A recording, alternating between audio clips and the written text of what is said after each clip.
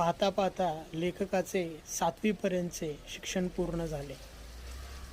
7वी नंतर रायबाग बेळगावमध्ये जाण्याचा लेखकाने निर्णय घेतला.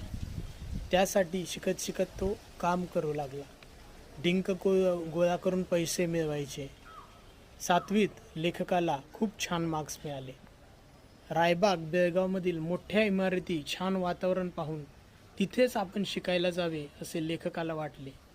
त्यासाठी शाळेतील सर्व गोष्टी लेखकालाच विकत घ्याव्या लागणार होत्या. त्यामुळे लेखक रोजगार शोधू लागला. गावंड्याचं काम करू लागला.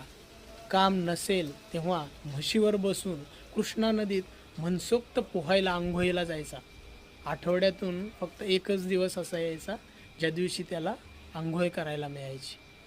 आंघोळीचा तो त्या दिवशी आस्वाद घ्यायचा. लेखकाला रायबागमध्ये चांगल्या मार्क्स मेरिटमुळे ॲडमिशन मिळाले. काही दिवसांनी अक्का म्हणजेच लेखकाची आई त्याला भेटायला रायबागमध्ये आली. पैसे नसल्यामुळे ती माऊली चालतच आली.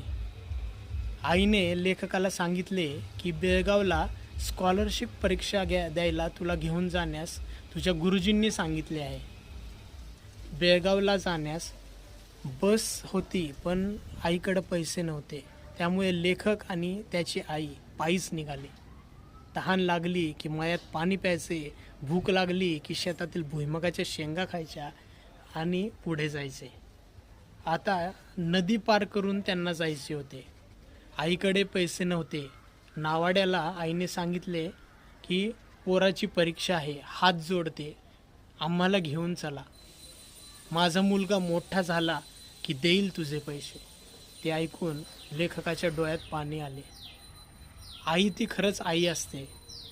नावाड्याला काय वाटले काय माहिती, तो आम्हाला घेऊन निघाला.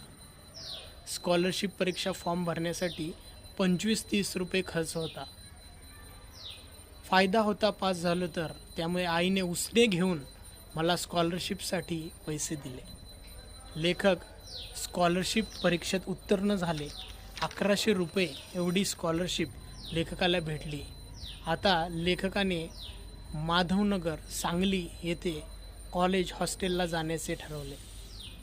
खिशात पैसे नसल्यामुळे लेखक सायकलवरच सांगलीला बोर्डिंगमध्ये गेले. चांगला अभ्यास केला. 10वीत लेखकाला सर्वात जास्त मार्क्स मिळाले. सायन्स साईडला प्रवेश मिळाला.